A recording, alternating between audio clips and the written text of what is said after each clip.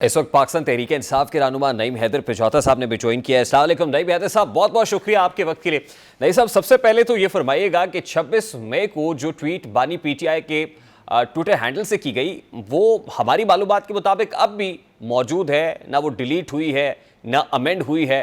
तो क्या बानी पीटीआई के हैंडल से जो ट्वीट हुई वो एक प्लानिंग के तहत हुई, सोच समझ कर हुई, के बावजूद इसके कि कोर कमेटी के लोग डिस्टेंस कर रहे हैं उससे, सोशल मीडिया टीम की गलती करार दे रहे हैं, लेकिन ट्वीट अपनी जगह पर बरकरार है? बहुत शुक्रिया। देखिए, पहली बात तो यह है कि इमरान खान साहब का जो वाज़ा मौक़िफ़ है मैं उसके ऊपर आपको बताना चाहूँगा। खान साहब ने हमेशा ये कहा कि फ़ौज हमारी, ये इदारे हमारे हैं, और एक गलत असर दिया जाता है कि पूरी फ़ौज जो है या किसी इदारे के मैं खिलाफ हूँ।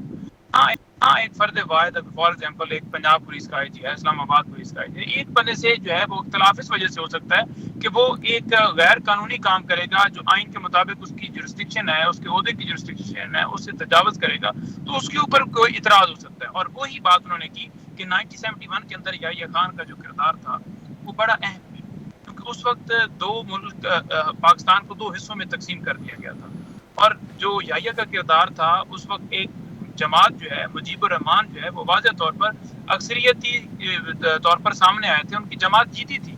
आज भी वही सूरत हाल है कि हमारी जमात जीती है और उसको उसका मैंडेट दूसरी जमातों को देकर, और ये कहा जाता है कि ये हार गए, और मुल्क के अंदर जो जुल्म जबर जारी है, लोगों को उठाया जाता है, अगवा किया जाता है, प्रेस कॉन्फ्रेंस करवाई जाती है, उनके घरों में छापे मारे जाते हैं, मुकदमात बनाए जाते हैं। नहीं, लेकिन नहीं पिछौता साहब, शेख मुजीबुर रहमान के खिलाफ को अदम एतमाद की तहरीक नहीं आई थी, ना ही वोट ऑफ नो कॉन्फिडेंस के सूरत में उनको निकाल दिया गया था।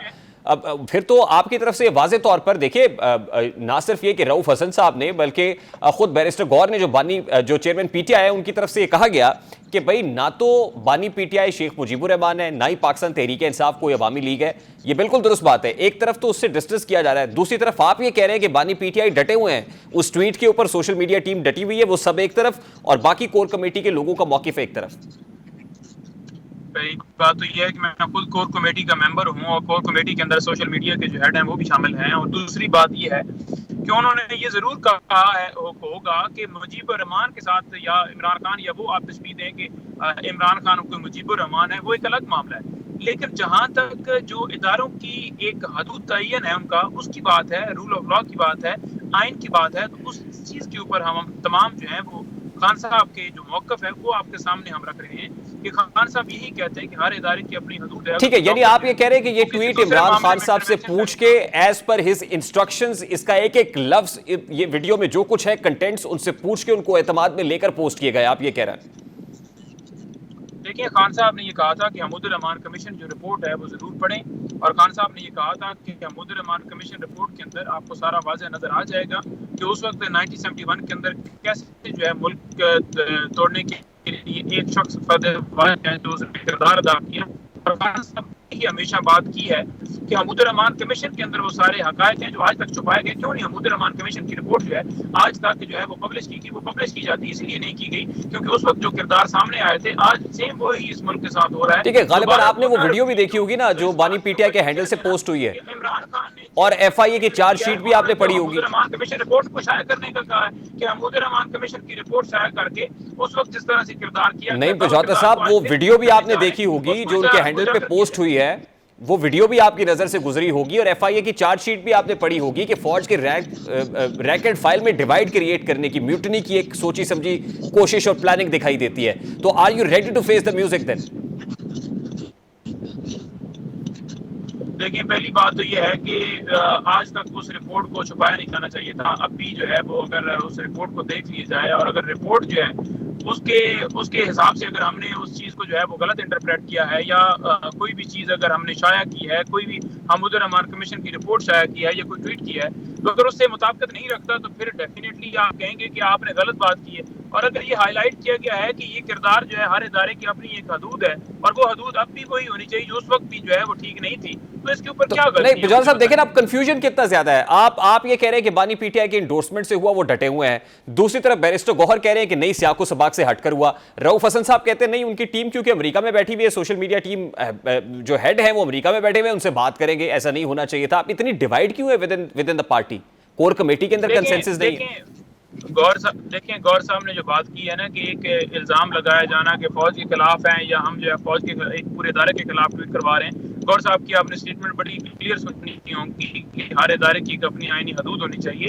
और जो रऊफ साहब ने बात की है, रऊफ साहब ने भी बात की है कि जो हमारी सोशल मीडिया की टीम है उसमें यूके में भी लोग बैठे हैं, पाकिस्तान में भी हैं, अमेरिका में भी हैं। जो हमारे सोशल मीडिया के हेड है उनका उन्होंने जिक्र किया होगा कि उन्होंने किया, दूसरे जो है मशवानी साहब ने किया है, जबरान ने किया है, मुख्तलिफ लोगों के पास ट्विटर हैंडल्स हैं। लेकिन खान साहब जो हदायत देते हैं, जो इंस्ट्रक्शन देते हैं, उसके मुताबिक कोई भी चीज़ की जाती है। खान साहब ने हकूक़ रहमान कमीशन जो है रिपोर्ट जो है उसको कहा था कि आप जो है वो उसको जो है वो बिल्कुल वो बताएं लोगों को कि वो पढ़ें, और उसके ऊपर अगर वो ट्वीट किया गया और उसके बाद एक वीडियो बनाएगी जो कि उस रिपोर्ट की ही वीडियो है, तो उस वीडियो को ये कह देना कि इमरान खान ने जेल में बैठ के वो वीडियो लगाई है या वो ट्वीट किया है, तो वो दो चीज़ें जो है वो गलत जोड़ते हैं। इमरान खान के पास तो कोई चीज़ नहीं है।